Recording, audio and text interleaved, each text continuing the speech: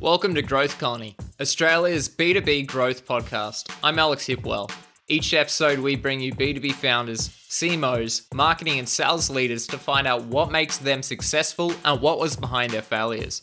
Let's dive right in. Hello, everyone. Welcome to another episode. I'm Shahin Hoda with X Growth, and today I'm talking to Steve Gershik, an experienced SaaS CMO, growth marketing consultant, and advisory board member at Sales Lead Management Association, about what is customer marketing and why should B2B marketers double down on it. On that note, Steve, thanks for joining us. Well, thanks for inviting me. It's great to be here with you. It's an absolute pleasure. You know, I'm really excited to have this chat and get your input on the subject of customer marketing because of your rich background. I mean, you know, for those who might not know, you were the VP of marketing at Eloqua, Forrester, Serious Decision, and a number of startups with super successful exits. Let's dive in. Let's talk about it. Let's talk about, you know, why is customer marketing something that marketers should pay more attention to? Well, you know, after 20 years of focusing on the funnel, that was my first thing I learned about technology marketing. Was it's all about net new customer acquisition, that marketing needs to prove itself within the organization as not being just a cost center. It's got to be a revenue center. And so there's been a lot that's been written and that I thought about and wrote about and practiced around aligning sales and marketing. And a lot of companies are really good at creating these funnels, these demand gen funnels. And what I realized is, particularly in SaaS over the last 20 years, where recurring revenue is an imperative, because most companies spend first year revenue from a net new customer on acquisition, that there's got to be something more. There's got to be something that contributes intrinsically to building out profit margin in the organization and to building the reputation of the company.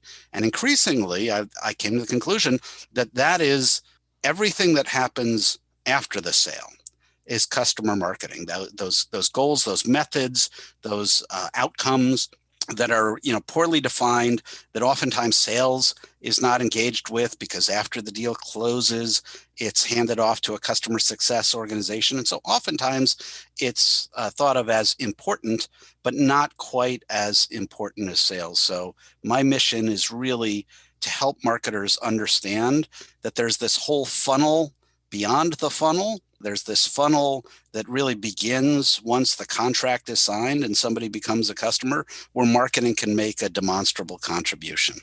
Yeah, it's so true. I mean, I think even recently it's becoming more and more important, as you talked about, where I think John Miller from Demandbase talks about it, right? Where he talks about, hey, 80% of the revenue comes after the purchase now, as opposed to before, where, I don't know, Oracle would go and sign a $20 million deal, and that, you know, most of that is locked in already. Now that doesn't happen anymore. You know, a lot of the SaaS organization, that 80% of that is going to come after a customer signs a deal, and it potentially could not come through. And, you know, and if you're lucky, it is 80%. But a lot of times what we see is that not enough attention is placed on customer success and customer loyalty and customer advocacy and helping customers reach the goals that they had, that they articulated to you during the sales cycle, with a set of common scalable practices, the way that we have scalable practices in the area of demand gen. I mean, John and I are both veterans of that top of the funnel demand gen world. And I think it's time to sort of turn our attention towards using some of those tools that we built over the past 2 decades to help make sure that customers are successful, and in turn, our firms are successful by reaching their desired goals. Let's talk about that. Well, I mean, actually, I want to ask you, why do you think that's not such a big focus at the moment? Why is it becoming important now? Well, now, you know, in particular, in the time that we're having this conversation, you know, companies are going to be going through tremendous turmoil as the economy has ruptured over the last year. and nobody knows exactly what's going to happen in the future. I was just reading a survey that said that marketers in particular see the economic recovery in this V shape, right? So that it's gone down and then it's going to come straight back up. And I think more pragmatic people are thinking with a lot of uncertainty comes people insecure with their financial decisions. It's going to make it much harder to sell. And companies are going to be cutting expenses, and they're going to be cutting expenses primarily through consulting and technology and eventually people, and that is going to have an impact on the worldwide economy. So right now, we need to embrace our customers, bring them closer, show that we're invested in them more than we want their money. We want their loyalty, and the way that we will earn their loyalty is by making them successful in whatever they were trying to achieve when they bought from us. Do you think this has something to do also with nurturing customers is not as sexy as landing new customers? I mean, it's the hunt, right? The hunt is always exciting, and then you land a customer, it might not sound as exciting. Do you think that has anything to do with it? I think that is the best, most succinct way I've heard that idea put in a long time. It is because we've glorified the hunt, the salesperson, the hero that goes out there and bags the huge enterprise account, brings it back, and everybody rings a gong or a bell and celebrates. And a lot of companies don't do that when a customer renews or when a customer buys something more or a customer says something flattering about you on a review site that will ultimately get you more customers over the course of time. So it's like sales is hunting, winning new territory, and customer marketing or customer success is really about tending to and cultivating that conquered territory. New customer acquisition is really about establishing trust, making a promise, and customer marketing is really about deepening that trust and delivering on that promise, and so on. I've heard sales described as hard rock mining, and so extending that metaphor, I think that patient cultivation is really about customer success. It's about taking the people who have taken a professional risk and a personal risk by buying from you and making sure that you deliver on the promise to them and make them happy and successful at whatever they wanted to achieve when they bought from you. Okay, let's get a little bit practical.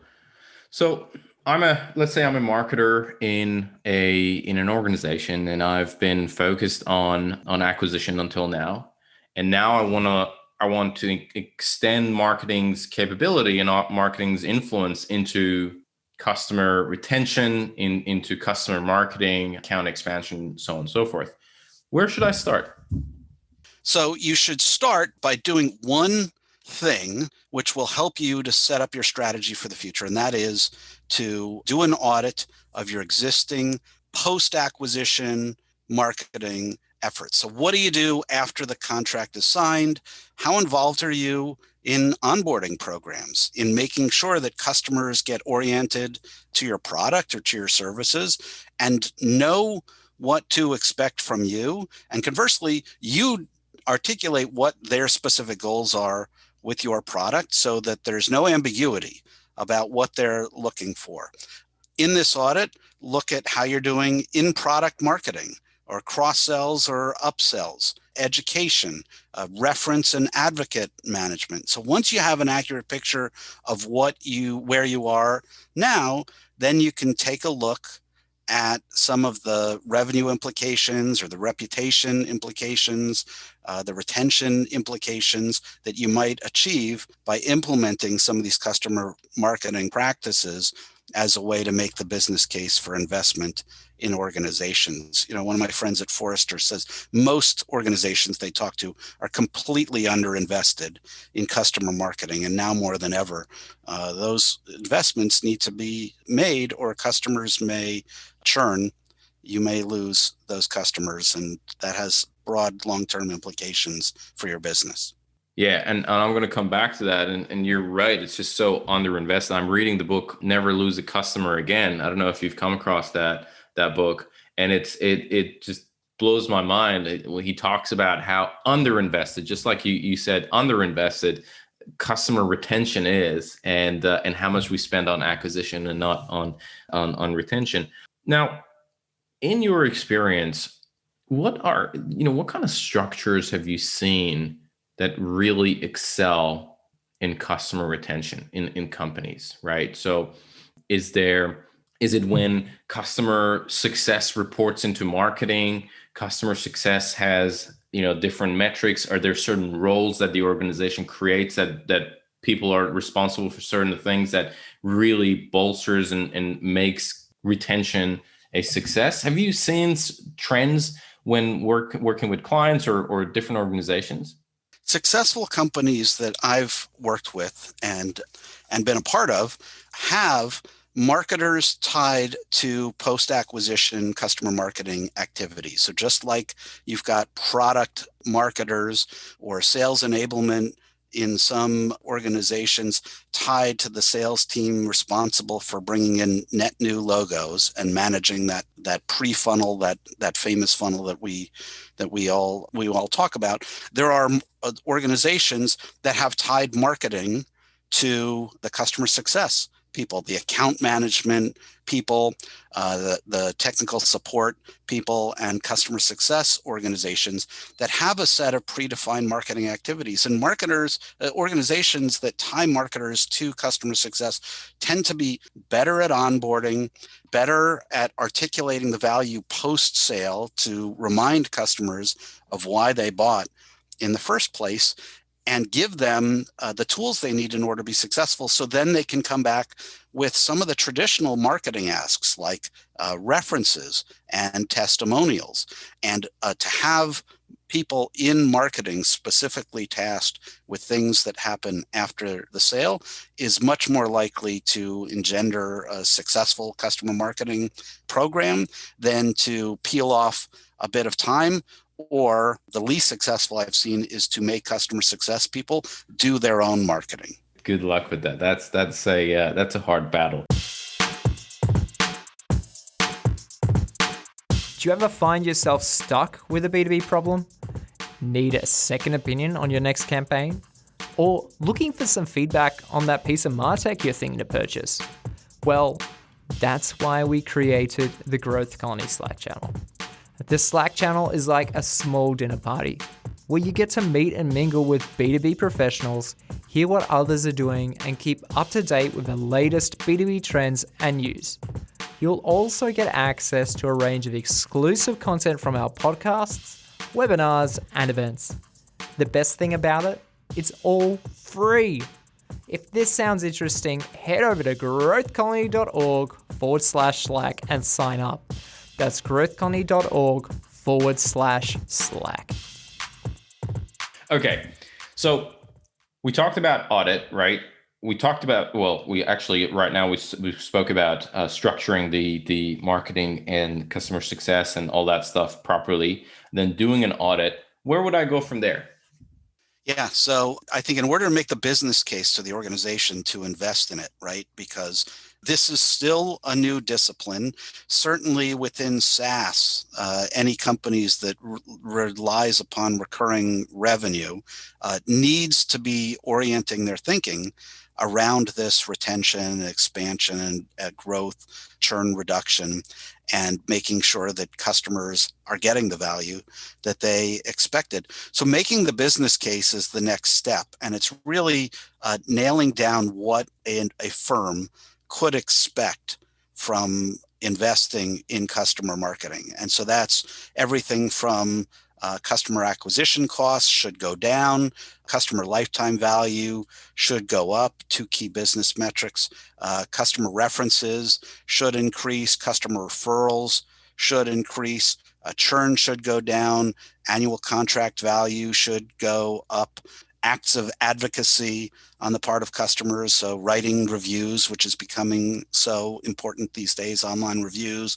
or social media engagement, or speaking on behalf of your firm at trade shows, events, webinars, to the media. All of those things can be improved and should be articulated as part of a business case. Right. Okay. Okay. That makes sense. And those are, I mean, it definitely sounds like those are some of the key KPIs marketers should be looking at when making their case to the business. Tell me a little bit about the work that customer success needs to do with marketing, right? And how that relationship is going to look like. I've noticed in a lot of organizations that we work with that sometimes marketing doesn't even talk to customer success, right? That's like that it kind of goes through marketing, and marketing does a little bit of work with sales, especially with larger accounts, and then sales takes that on, and maybe it's like an AE that owns that account, and the AE works maybe with customer success, and that's pretty much it. How should marketers start working with customer success? Marketers have this framework, this contemporary framework. It's in discussion a lot, and leading companies tend to have a fairly good idea of the customer journey. But the way they think about the customer journey, it really ends with the close of the deal and the ringing of the bell. And so you've already got this inside your organization. It's easy to engage with your customer success people and say, hey, look, we're leaving out the most important part of the customer journey. We've mapped out the customer journey before the deal is signed, because that's tends to be what we care about, what our salespeople care about, what we care about. But what the customer cares about is, after they've handed over their money to you, are they going to achieve their desired outcome? And so by framing it in that way and going to customer success and saying, let us extend this customer journey map all the way through, from onboarding and first use to measure time to first value with the product, all the way through to acts of advocacy. So customers are acting as your de facto salespeople on your behalf, sometimes even unasked, bringing deals to you. That can get their attention. And then by laying out what marketing can offer in terms of storytelling, customer understanding, structures and frameworks that you've put in place around customer acquisition that then can be applied to customer retention and growth, customer education, you'll find that you've got willing partners in there if you approach them, because they're often starved for ways to engage with customers, and marketing can be a very helpful partner in doing that. Right. I see. As marketing embarks on this kind of journey, what are some of the pitfalls a marketer should look for, right? Because I see that quite a lot. I mean, we kind of specialize in ABM, and there are definitely, someone when embarking on ABM, there are definitely pitfalls that they have to be very careful of, because things could go wrong. Is there anything that you can think of that marketers should be aware of when they're starting to dig deeper into customer marketing? Back then, sales had no idea that marketing was something other than the arts and crafts department. Actually, John Miller was the first person I had refer to marketing as perceived as the arts and crafts department. And demonstrating real business value is vitally important, especially when you're trying to spin up a new marketing discipline within an organization. I've been at startup companies where the perception was that marketing was advertising and PR, and that as long as we got executives placed in articles and mentioned in the newspaper, that was perfectly fine, and it wasn't necessarily measured on tangible business metrics. That is even more the case in customer marketing, where these disciplines are not well understood or taught as much as demand generation is, or inbound marketing has been, or now ABM is, or conversational marketing using chatbots is now. A lot of that is really focused on top of the funnel. And so there's a lot of internal education and alignment and selling that needs to go on even before you implement this important customer program. Yeah, because it's really a change management element, isn't there, at the start? Change is hard. And when people's perceptions are rocked about what marketing is and what it does, I mean, we talk in the marketing industry about customer experience and journey management and a joined up brand experience from end to end. But so few companies are really good at doing it. And one of the keys to doing it well is to get internal alignment through talking about what the benefits are and what the improvement is going to be to firm performance. Gotcha. Steve, if our listeners could only do one thing after listening to this interview, what would you want them to do? Yeah, think about how you can make your customers happy. I like to start at the bottom, or the desired outcome, and work my way up from there. So, typically when I work in an organization or come into a new company, I start at the bottom of their funnel. If I'm helping them with demand generation, their sales funnel, start with the close of deal and work my way up from there. So I would advise that you start with your desired outcome, whatever you want from your customers. You want to sell them more, you want a higher customer SAT score, or higher NPS score, you want to get more customer references and more referrals. Whatever your desired outcomes are, articulate those, and then you can work your way up to the sets of activities, tactics, and measurements that will help work towards those desired outcomes. Love it, Steve. Look, before we wrap up, I definitely have a couple of rapid questions I want to ask you. But before we wrap up, is there anything else on customer success that you think I didn't cover and it's important for us to talk about? That is my favorite podcast interview question. And I never think about it for myself while I'm having a conversation, but I always ask. You got to ask it, Steve. You got to ask it. See what's let you can't leave anything on the table. Yeah. And now I feel compelled to come up with an answer. I will do this. I don't often remember to do this, but I will do this here on your show. One of the very best thought leaders, consultants that I follow in the area of customer success is a guy named Lincoln Murphy, who I met through a company he was at earlier in his career called Gainsight. And I would suggest that you pick up controversial guy, very smart guy in the area of customer success, not a marketer, but a very knowledgeable and experienced customer success guy. I would Google him and check out some of the writings that he's made, because he certainly influenced me as a marketer. Fantastic. Well, you've already answered one of the rapid questions. So let's do this. All right. First question that I have for you is, so let's try to keep this as short as possible. What is one resource, book, blog, podcast, talk, whatever it is, that fundamentally changed the way you look and you work and live? Fantastic. Made to Stick by Chip and Dan Heath. It's a great book on how to tell compelling stories. That's a good book, actually. That's very true. If you could give only one advice to B2B marketers, what would it be? Read something new every day. Read outside of your discipline. You will be amazed at how quickly you can synthesize information that doesn't seem connected to what you do every day to what you do every day. What are the influences that you follow in the marketing space? I think you already answered this one. Yeah, well, there's a ton. Seth Godin, for sure, just for inspiration and for knowledge and insight. I follow a lot of the venture capitalists. So Tongues is a famous SaaS investor. I follow a lot of his work. Byron Dieter, who was on the board of Eloqua at Bessemer, does a lot of great thought leadership.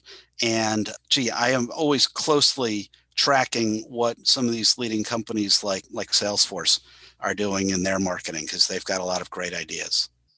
Just to make sure that the team can capture it for the show notes, what was the name of the VC person? Tom Tungz, Tungz. I think is how you spell his last name. Gotcha. We'll find him.